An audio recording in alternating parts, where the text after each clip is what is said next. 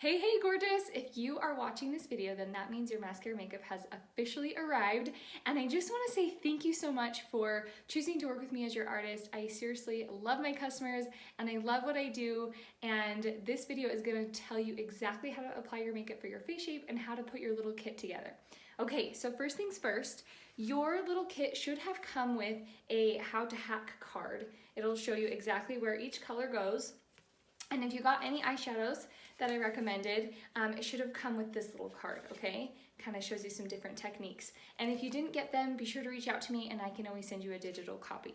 Your compact, depending on what you ordered, is all magnetic. So all of the tins are gonna look like this. Pop the little top off and just take it completely off. And then, of course my compact is full, but you can simply just pop it out like that and pop one in, okay? Super easy to do. You'll most likely have a contour shade, a base highlight shade, which is the darker color, and then a lighter highlight shade, which is the lighter color that goes under the eyes. And then you probably got the Bella bronzer, maybe some lip and cheeks. I may have even recommended a brow filler color for you, and then also an illuminator. This is my powder illuminator, it's almost gone. So feel free to set it up however you'd like. Okay, let's talk about the little sponge. So with your sponge, you're gonna unwrap it, run it under water, and just keep squeezing it until it gets about double in size. Wring it all the way out, and then get a little paper towel or just a towel and squeeze that sponge between the towels so it's just very lightly down. All right, let's talk about the brushes really quick. So I most likely recommended the Buffy brush for you to start with. You're gonna use the bigger end for your highlight or your foundation and the small side for your contour. And then I may have also recommended the B-squared brush. This brush is really great for blush and bronzer.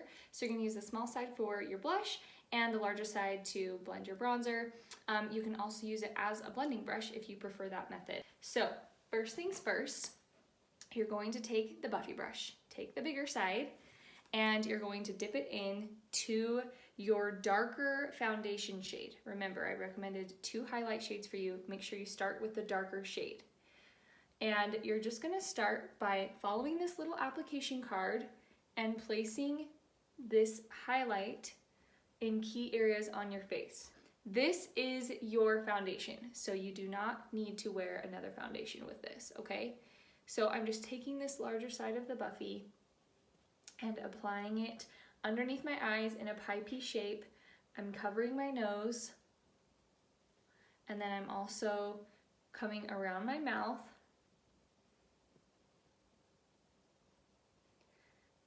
One thing too to remember is that a little bit of product goes a really long way. So you'll kind of see that as I'm applying this product, I'm blending as I go, and when I'm tapping, I'm literally just barely tapping my brush to get a little bit more product on there. You really don't need a lot. That's one thing I've noticed with beginners is they tend to pick up too much product because they're just used to having to use quite a bit more product. Now I'm gonna come along my jawline here. And if you are someone who has larger pores, or maybe you have acne or scarring like in your contour areas, feel free to use that foundation and to put it in those areas. You can totally do like a full face if you want. But the beauty of mascara is it's made to be very light, and it's made to not have to layer, right? Okay, so now we've got our foundation on. I'm actually gonna tuck my hair here behind my ear. We've got our foundation on. Let's switch over to the small side and we're gonna go into our contour shade. Remember, your contour shade is the ashier shade, so don't get it confused with the bronzer. You most likely got Astoria, olive, indigo, maybe henna. Those are usually kind of the colors I tend to recommend. So I forgot to explain. With your contour, locate your cheekbone and you're literally coming almost on top of it. And if you're someone who has a thinner face, you're gonna contour a little bit more horizontally, create a little bit of a cupping shape. If you have a thin face, don't do too wide of a contour line. If you have a fuller face, you're probably gonna come a little bit more vertically like this and maybe do a thicker line. But just make sure to stay higher on your contour.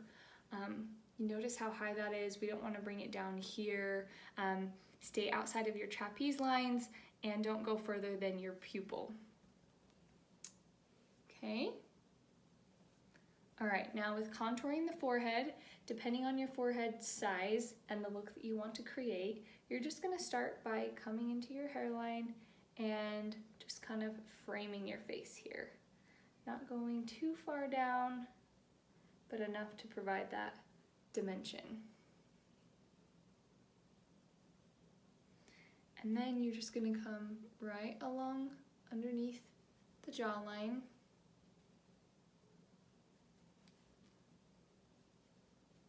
We can always Marco Polo too if you need specific help for your nose or your face shape. I'm just gonna tap the pointy side of my brush into my contour, and I'm just gonna come right along the sides like this. And this will take a little bit of practice. The beauty with creams is that if you make a mistake, it's so easy to fix, okay? And like I said, we can do a little Marco Polo session if you have questions about how to contour, if you have, bumps or curves in your nose, and I'll kind of teach you some tricks on how to contour that without accentuating those features. Let's do our lighter highlight shade. So you'll notice I did that darker shade under my eyes, but I like to go back in with the lighter shade and just dab a little bit on top of that. If I do the lighter shade just by itself directly underneath my eyes, it'll accentuate my pores and it's probably not gonna look as bright as we want it to. So I like to always do the base shade first and then just add the lighter shade over the top and just use a tiny amount and blend that out really well to prevent, creasing and all of that good stuff. Okay, and then I just kind of did it in my T-zone area. All right, let's do some blush and bronzer. So I'm just gonna do my plum lip and cheek. And if you have a thinner face, you wanna create more light or width in your face. So I always recommend kind of putting your blush a little bit further back. If you have a fuller face, come more right in the center of your cheeks. And then I'm gonna flip to the fluffy side and go into my bronzer. And bronzer is different than contour. It's meant to recreate a natural tan. And so you're going to put it where the sun would tan your face, which is straight across your forehead and then right on the tops of your cheeks.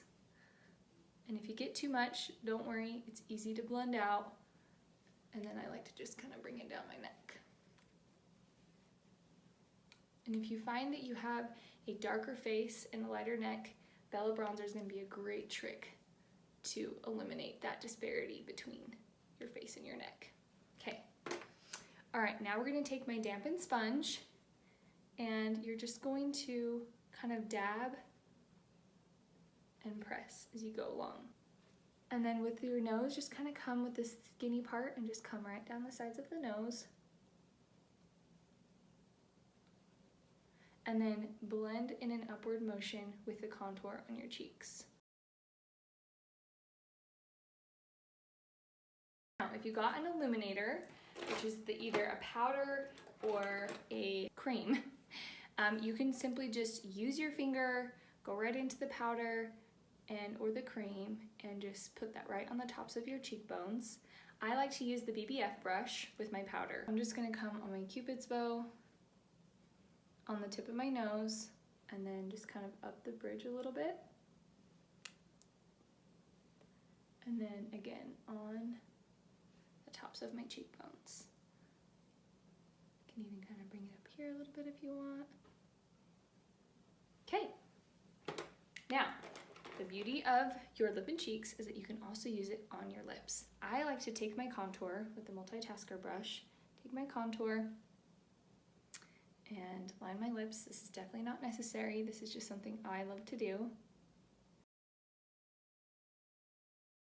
And then I'm gonna take my plum lip and cheek.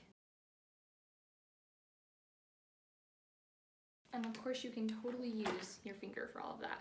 I just love that brush. Then you're gonna take your Stay Spray. This is really important. Can't recommend having Stay Spray enough. And you're just gonna spray directly onto your face, or you can spray directly into your sponge.